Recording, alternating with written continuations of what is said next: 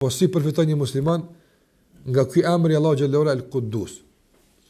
Dhe ndëruar kur themi se Allahu xhallahu ala është i pastër nga çdo, pa marrëm pse përmendëm fjalën e Taberiut, edhe Sa'det rahimullah, Ibn Qayyimit, po nëse marrëm si referencë definimin e Ibn Qayyimit rahimullah për emrin Allahut el-Quddus, se Allahu xhallahu ala është i pastër apo nga çdo mundësi për të bërë keq.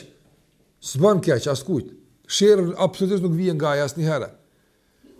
Dhe Allahu është i pastër nga çdo mangësi, dhe është i pastër nga çdo emet. Kjo a dini sa përfshin kjo?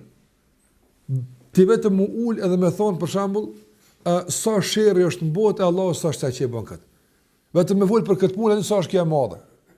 Nga se nëse një njeri me mundësi të kufizuara, apo ti fillon me numru sa mund me bëj sherrë me dasht. Apo a din sa sherrë është apo? Për shembull, një njeri që ka pa Allahu xhallahu pak pushtet, me mundësi shumë të kufizuara, ti ulesh edhe numëron. Që ky njeri për shembull, sa mund me bëj keq mu. Veç mu sa mund me bëj keq është një listë e gatë.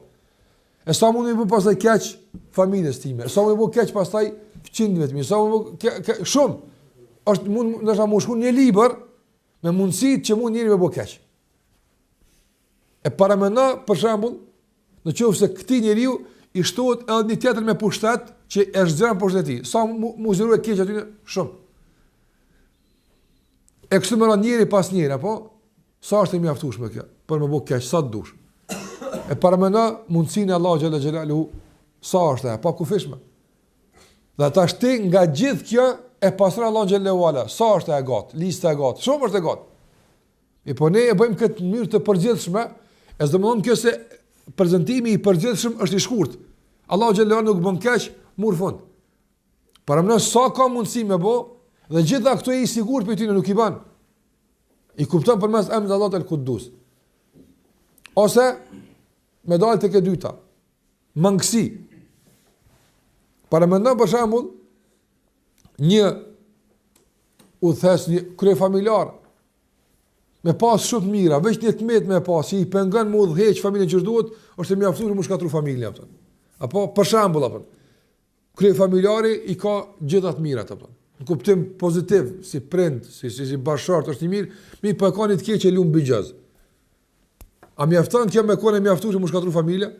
Mjafton një tmet me pas. Apo është e mjaftueshme. Paramendo për shembull naudhu billah tek zotat e tjerë që kanë tjerë ata. Sa tmeta kanë? Sa tmeta kanë zotat e tyre dhe megjithatë me çfarë përkushtimi ata i adhurojnë zotat e tyre dhe i dojnë dhe sakrifikojnë për ta. Nëse asnjë emet nga këto tmeta, absolutisht nuk ka mundësi në asnjë situatë, në asnjë rast, asnjëherë kur të jetë pjesë Allahu xhalla xhelalu. Kur nga sa është el-Quddus, është i plot nga çdo aspekt. Dhe është i plot në çdo kohë dhe në çdo vend, asnjëherë kur nuk mundet se ka mundësi njeriu me një kohë me korrekt, pastaj më u shfaq një emet. Sukon që ashtu kanë më bën nervoz shumë. Më bën emet, apo kanë shumë po shqetësohet, kanë shumë po friksohet. U shfaq një emet më vonë. Tek Allahu xhallahu nuk shfaqen këtu.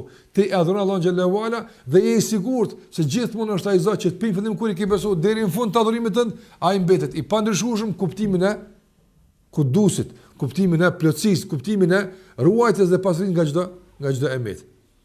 Dhe gjithashtu edhe nga çdo mangësi sikurse e përmendëm në fillim. Andaj kur je përball Allahut azza xal dhe këtij kuptimi të Allahut dhe këtij kuptimi të emrit të Allahut el-Quddus, që nuk vjen shirë nga asnjë prej tij, nuk vjen emeta, nuk vjen mangësia, që padyshim se reflektimi i parë i këtij kuptimi është të shtohet dashuria ndaj Allahut xhallahu xhelalu.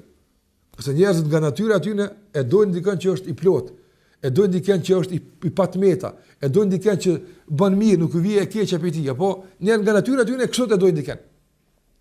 Edhe pse thash, në çdo pikë për këto 3 pikave, njëri që ata e dojnë për shkak të kësaj mund të jetë relativ. Mund të jetë i përkohshëm, mund të jetë sot nuk vjen sherrri për ti nesër vjen. Dhe megjithatë e dojnë njerëzit. E çfarë të mërmajnë për Allahun xhallahu xhelalu, do të thash që gjitha këto i përfshin emri Allahut el-Quddus.